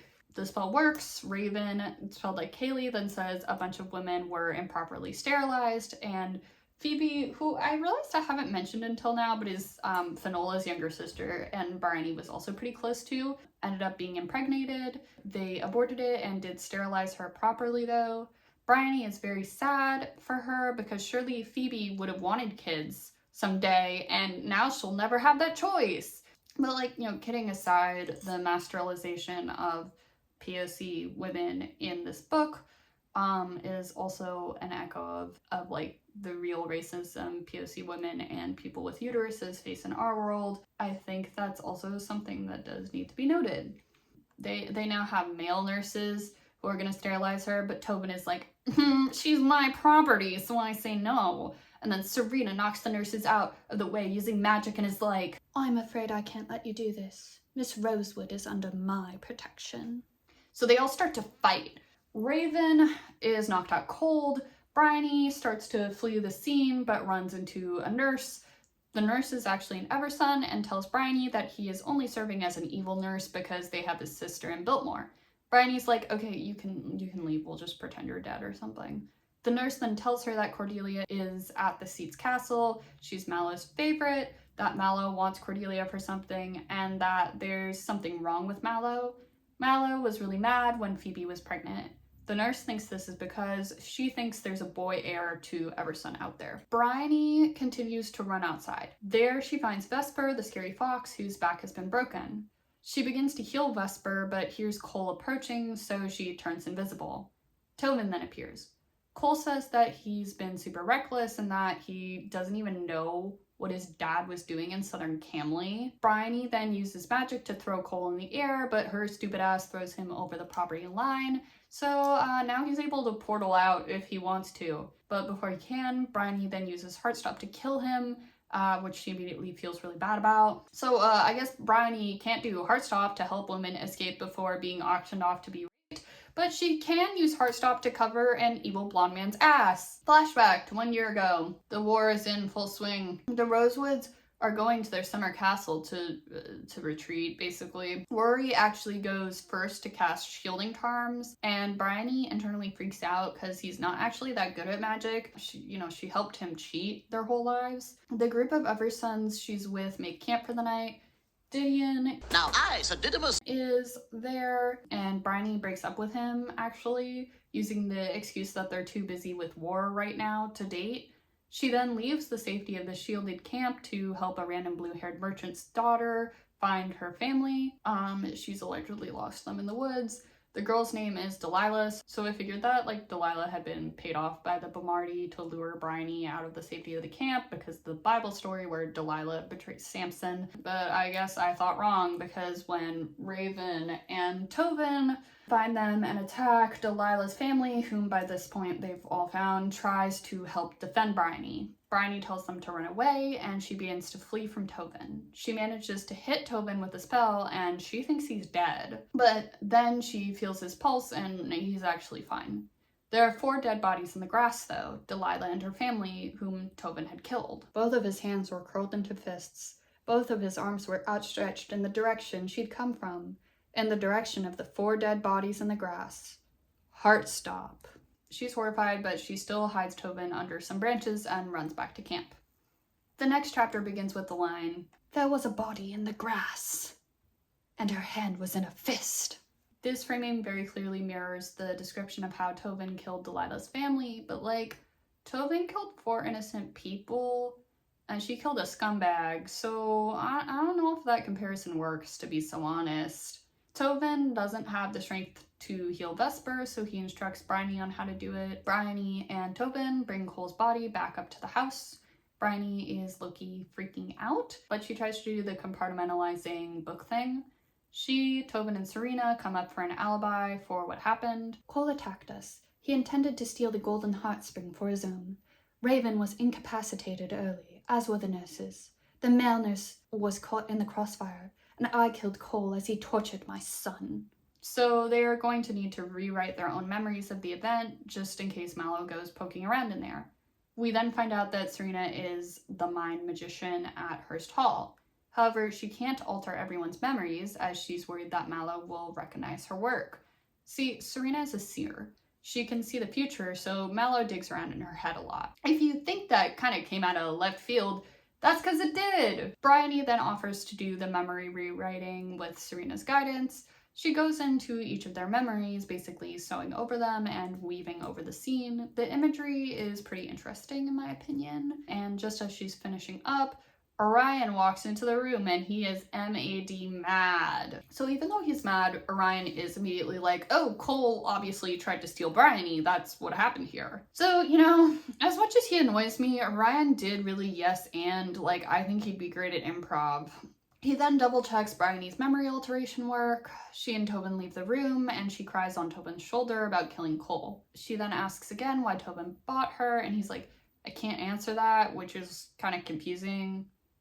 He can't at least come up with a lie. Then they end up making out about it. But Serena interrupts them and knocks at the door. Serena says that she saw Mallow coming through her seer powers and that she and Orion acted quickly so that they would be favored by Mallow. It's not super clear how seeing the future works in Rose in Chains, in my opinion, because I think this is supposed to explain the Hearsts working with Mallow early on, only to now be part of like a Bomardi resistance movement. Like, if Mallow was definitely going to win, then there would be no point in them using their considerable power and wealth to back Eversun, obviously. However, Bryony then asks Serena if her and Tobin's son is the heir twice over that was talked about in the prophecy that didn't rhyme, that they all originally thought was about Rory. I guess would then explain why Serena stopped Ravensfeld like Kaylee from sterilizing Bryony, which if you think about it, she's asking Serena if she saw her banging her son in the future. When Serena says she just wanted Bryony to have the choice, Bryony says, You speak as if all futures are possible, when you already know certain outcomes. Serena nodded. I have not yet seen the future that I wish for, but I am hopeful. I think a world where we both have choice again is possible. So is this like an Alice in Twilight thing where she sees changes in the future as choices are being made that affect it? Tracker. He just changed course. And then, like, wouldn't making the choice to rally influential Bomardi around Eversun affect the future Serena saw? I think writing characters that can see the future is difficult, and I'm not really convinced by Julie Soto's attempt to do so far. But perhaps that's because I can't see all possible futures. If Bryony concentrates, she can remember the real fight that happened in the previous chapter. Once again, memory rewriting a la Alchemized there. Mallow does come at 4 in the fucking morning to see what's going on. She arrives on a dragon, so not clear about what that no dragon thing meant in that note. Mallow goes through a bunch of Bryony's memories, and it's really painful for her once again. However, the rewriting seems to hold, so Bryony takes the opportunity to sneak into Mallow's mind. There was a question tattooed on the back of Mallow's eyelids, living at the front of her mind without any barrier to fight it. Where is he? She realizes that Mallow thinks Rory is still alive and is looking for any clue as to where he might be. This would explain how she can still use magic and why she didn't feel anything when Rory died. So she plants evidence of Rory being in Dourd, and Mallow leaves her mind. Tobin says he will never make out with Bryony again because he was taking advantage of her while she was freaking out, which is technically true, but he doesn't know that she's actually into him. He's just aware that he's in a position of power over her. So actually, I do think that is a pretty chill decision of him, but I think we're supposed to think it's a miscommunication trope. Bryony asks Tobin what he gave Ravensfeld like Kaylee to get her. He responds, You don't get to know, Rosewood. You're not entitled to know these things, contrary to what you believe. I don't think she's acting entitled here. That seems like a pretty basic thing that she should be allowed to know. The Hearsts really don't have any reason to hide anything from her because she can pretty clearly use mind magic really well to hide that information from Mallow. She responds, Are you ready to begin the game against Mallow, Tobin? Or are you content to stand on the sidelines while your father does all the work? He narrowed his eyes at her. What does that mean? She licked her lips, and when his eyes dropped to her mouth, she pushed back the hope that he would ever kiss her again. This wasn't a love story. It means, she said, that I am more certain every day that my brother is alive. She watched his eyes slowly widen.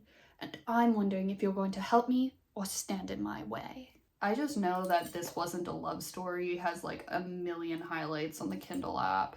So we're at the epilogue, and the epilogue of Rose in Chains is from the point of view of the fucking dragon.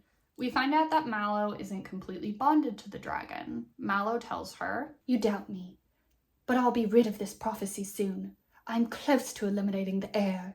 Then you'll complete the bond with me. I'm not making this dragon British. I'm so sorry, guys. Maybe, the dragon thought. Maybe I just don't like you very much. Mallow narrowed her black eyes. I can only complete my promise to you if you bond with me. You're the one prohibiting that. The promise Mallow made was to make the dragon a mate. The dragon returns to her cave, and from the back of it, her boy came into the light. The boy had more of what the dragon yearned for in his blood than Mallow could begin to dream of. And now he wanted to leave. Fine. Rory reached his hand out for the dragon's snout, and she huffed, pushing him back. She took off into the sky, determined to forget about the Rose Prince and the itch she had to belong to him. Her boy is Rory, who is alive! This is the first time I've ever put somebody back on the board. Rory tells her he has to leave, but he's going to ask his sister to make her a mate because Bryony is the smartest ever, and if anyone could do it, she can. This is what I was talking about with, like, female animals being weirdly jealous of Bryony's relationship with male characters. It's real annoying to me.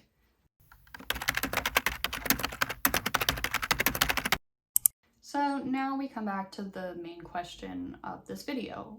Are Alchemized and Rose in Chains the same book? And the answer is sorta yeah.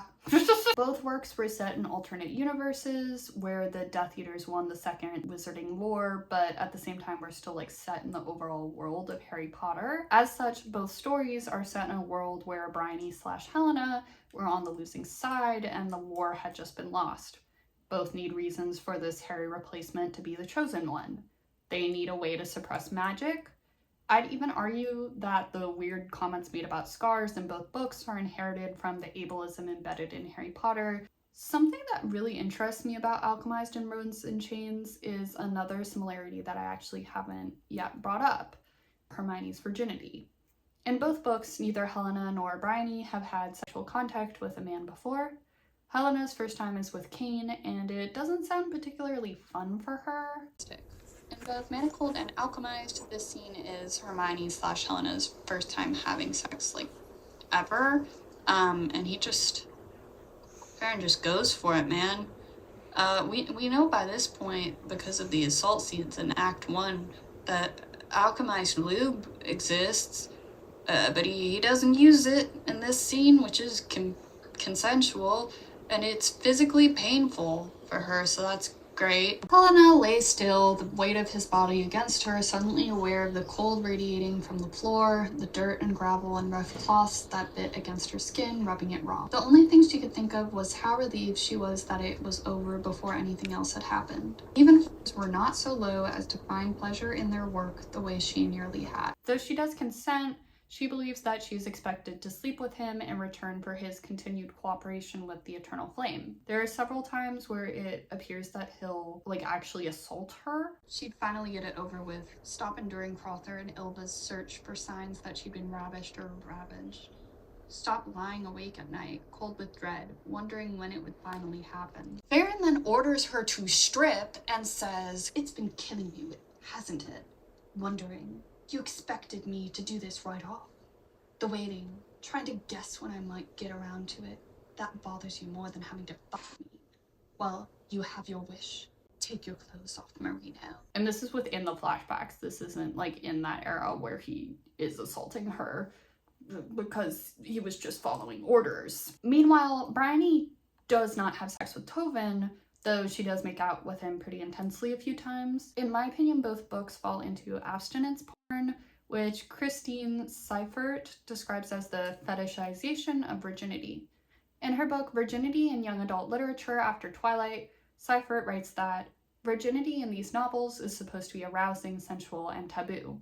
Readers are intrigued by girls who are in constant moral, sometimes mortal, danger, forever on the precipice of losing their virginity. Both Helena and Bryony are in mortal danger, but also moral danger, of surrendering their virginity to Cain and Tovin, respectively.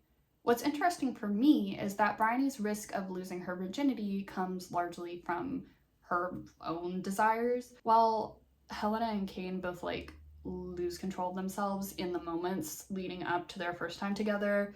Bryony is constantly either longing for or initiating contact with Tovin, contact that Tovin often rebuffs. A lot of the scholarship on abstinence porn within the context of fanfiction comes from 50 Shades of Grey, which was originally Twilight fanfiction, in which Bella Swan and Edward Cullen entered into a poorly written, sexually explicit BDSM relationship. Stephenie Meyers, who wrote Twilight, the source material, specifically wrote it to have only fade to black sex scenes, all of which take place after Bella and Edward are married. This is at least partially because Stephenie Meyers is Mormon, but all that to say, like, fanfiction like the one that became 50 Shades of Grey imagine a universe in which a female character is ravished on screen, so to speak, specifically by their more sexually experienced male partner. Because Harry Potter is a series meant for children, all of these female characters possess a similar assumed virginity. Seifert continues, virginity fetishes remind readers that protagonists are sexy and thus valuable because of their purity. Once that purity is lost, the girls can never again return to that lauded identity.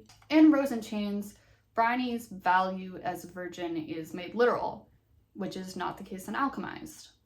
A woman's virginity can be bought on the black market in Rose in Chains, giving it and those who possess it literal value. Tobin spends much of the book finding ways to protect Bryony's virginity, accumulating in a spell he and his family perform. For me at least, abstinence porn is much more central to the plot of Rose in Chains than the plot of Alchemized, though it is in both. There is also a pretty big difference in the reason why Helena and Bryony are enslaved, and why that enslavement is meant to include assault. I'm going to be talking about slavery in the context of the United States and also sexual assault in this section, so skip to here if that's what you need to do. In Alchemized, Helena and other women are in this sexual slavery specifically so that they can be impregnated. The baby will then likely be given to Voldemort replacement Moreau so he can like body hop into it. Meanwhile, in Rose in Chains, the women in sexual slavery, including Bryony, are meant to be sterilized as pregnancy is not the goal. Forced sex magic is. This also allows Soto to avoid explicitly writing chattel slavery into her book. Chattel slavery describes a system in which enslavement is inheritable. So in the United States, if a child was born to an enslaved mother, that child would also be enslaved. And if pregnancy isn't possible and it's not the goal in the enslavement in Soto's book, she doesn't have to like deal with the status of what that baby would be. I think both books are similar in the fundamental issue that they deal with the enslavement of a darker-skinned, POC-charactered female main character by a white-coded male main character. Both books were written by non-Black authors, and I was wondering if this was like a common trope in the Hermione tag, like Hermione being enslaved by Draco after the Death Eaters win the Second Wizarding War, you know? And from what I can tell, it's not super common. Like, the tags sexual slavery and slavery don't come up that often. Yet, even though this subject matter doesn't appear to be super popular to write with Hermione tags, it is super popular to read.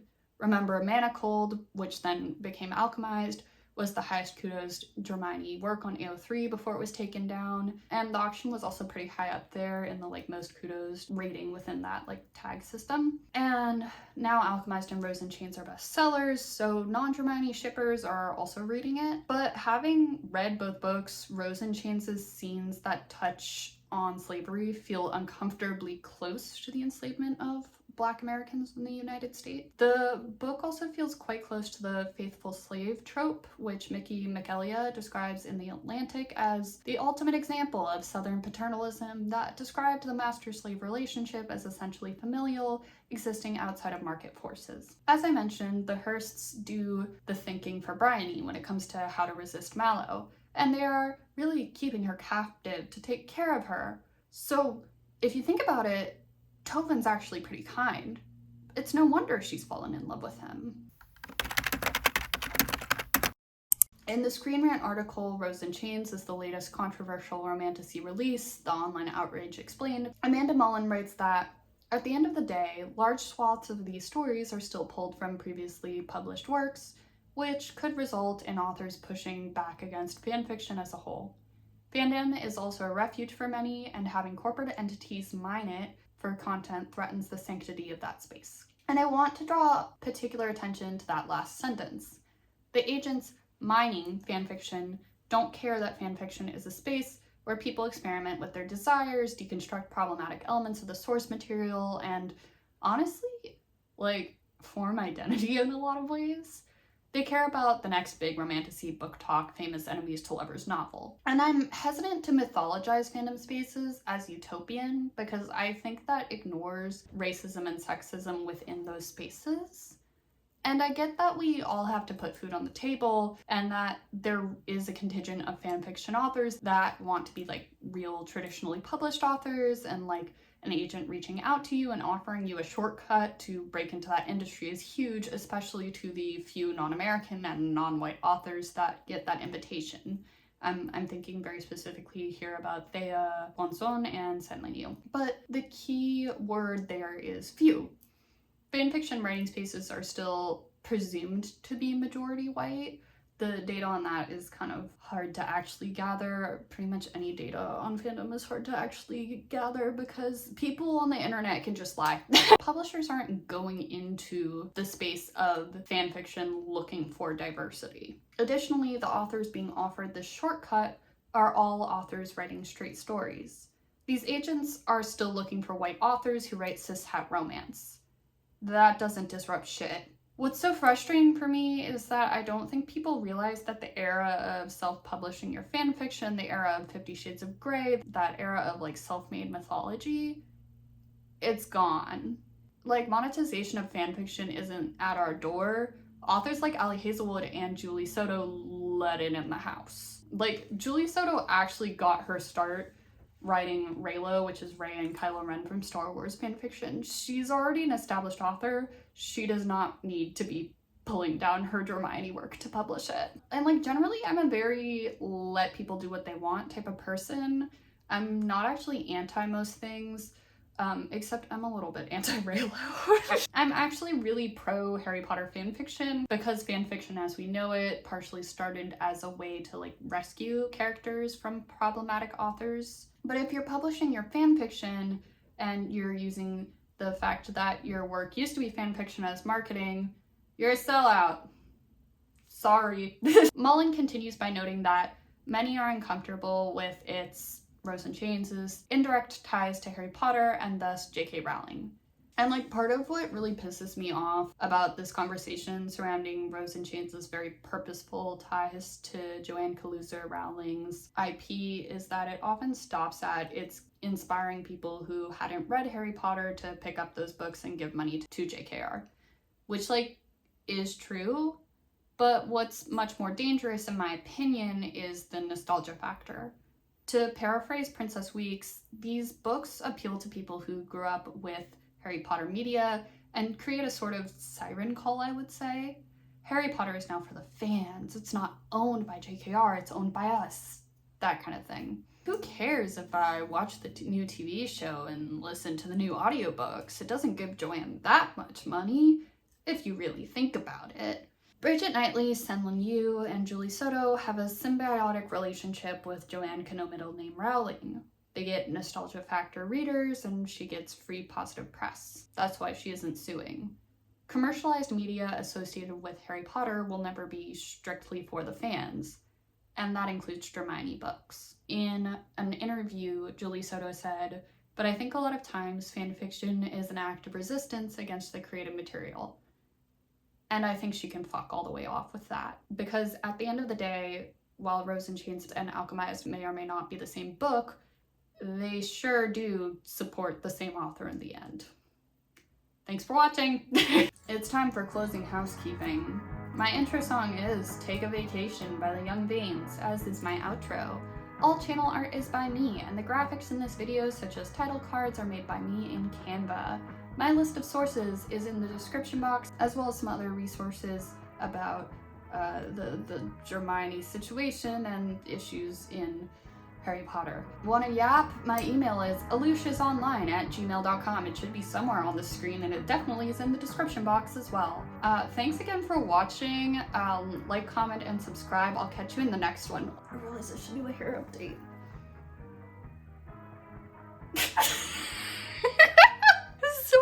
Julie Soto, why did you make her put her hair in a bun? It's also been like 2 hours and I have short hair and this is not even close to drying, and her hair on the book cover is like this long. Why would you ever do that?